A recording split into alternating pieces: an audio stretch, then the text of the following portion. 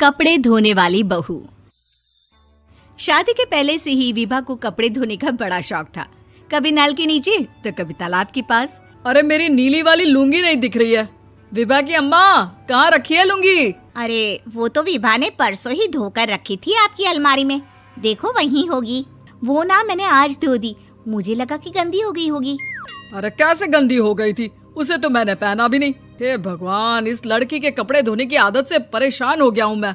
जितना तो घर में राशन नहीं आता, उससे कहीं ज्यादा डिटर्जेंट पाउडर का खर्चा है। इसकी शादी करवा दो, शादी जाए अपने घर में ही करे काम, फिर चाहे घर के कपड़े धोने हो या पूरे गांव के। हाँ ठीक बोल रही हो, देखता हूँ मैं कोई लड़का। वो दिन भी आ जाता है जब विभा को देखने लड़के वाले आ जाते हैं। लड़की मुझे अच्छी लगी। होने वाली सास कहती है, बेटी अगर कुछ पूछना है तो पूछ लो। वैसे तो हमारी लड़की बहुत ही शर्मीली है, जो बोल दो वो मान लेती है, इसे क्या पूछना होगा। अरे कैसी बात कर रही हो माँ, मुझे इन लोगों के घर रहना है, सवाल तो कई है। हाँ हाँ बेटा, पूछ लो ना, क्या पूछना है। आप लोगों के घर कपड़े कौन धोता है? सास का मुंह बन जाता है। देखो, अगर तुम ये कहना चाहती हो कि तुम्हें कपड़े धोने नहीं आते तो सुन लो, कपड़े मैं ही धोती हूँ, लेकिन तुम्हारे आ जाने के बाद मैं रुमाल तक नहीं धोऊंगी। अरे चुप रहना भाग्यवान, बहू बेचारी घर आई नहीं, उसे डराना शुरू कर दिया। वो क्या है ना बिटिया, अभी तक तो ये कल्लू की माँ ही धोती थी, लेकिन अब तुम्हारे पापा तो दहेज में वॉशिंग मशीन देंगे ही। तभी विभा की माँ बोल पड़ती है, सवाल भी पूछा तो क्या। वैसे भाई साहब, मशीन की तो फिर भी कपड़े धोने की कैपेसिटी होती है, मतलब जो बिटिया दे रहे हैं ना विभा, इसे कपड़े धोने का बहुत शौक है। ये आप लोगों के क्या, आस पड़ोस गांव मोहल्ले सबके कपड़े धो दे और उफ तक ना करे।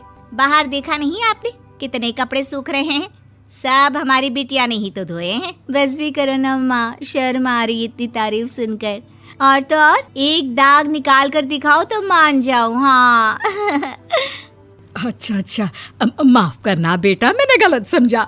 हमें तो रिश्ता बहुत पसंद है। और ऐसे जुड़ जाता है रिश्ता कपड़े धोने का शौक रखने वाली विभा का। उसकी शादी हो जाती है कोयला फैक्ट्री में काम करने वाले कल्लू के साथ। शादी के बाद अचानक विभा चिल्लाती हुई सास के पास आती है। सासू माँ, अरे सासू माँ कहाँ है आप? ये तो धोखा है, धोखा दिया आप लोगों ने मुझे। इसे ससुर के चक्कर के बारे में पता चल गया। अरे तो उसमें तुझे क्यों धोखा मिला है? अरे नल में पानी नहीं आता, कपड़े कैसे कब धुलेंगे? अच्छा, तू पानी नहीं आ रहा उसकी बात कर रही है। तो आपने क्या सोचा? कुछ नहीं। अच्छा, तेरी माँ ने कहा था कि कपड़े धोने का शौक है तुझे, याद आया मुझे।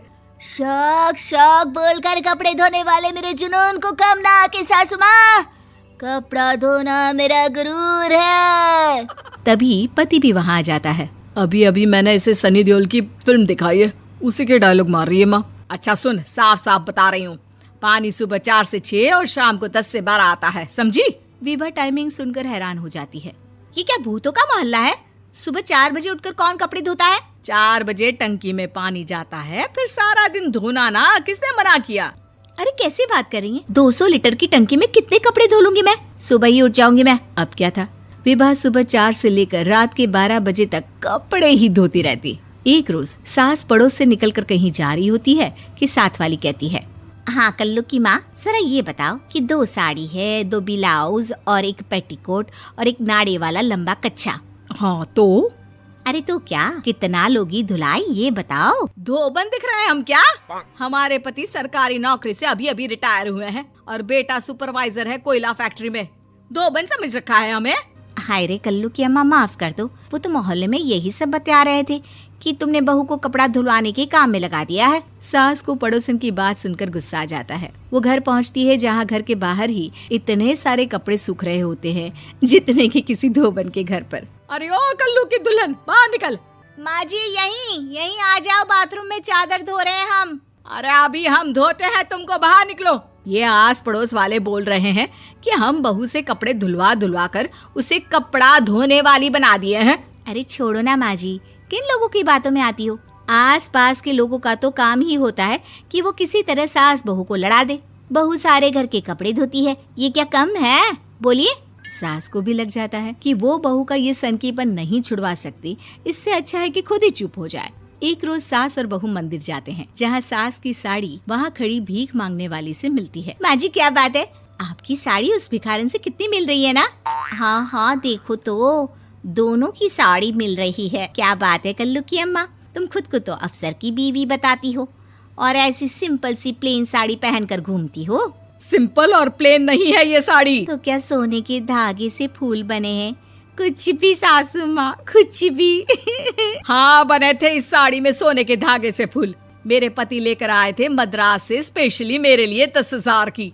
ताहे भाई साहब इस भिखारन के लिए भी सेम टू सेम साड़ी लेकर आए होंगे 10,000 की।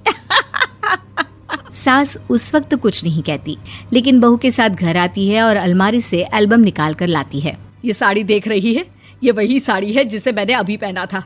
इस साड़ी में ये जो चमकदार फूल दिख रहे हैं ना, ये सोने के धागों से काढ़े गए हैं।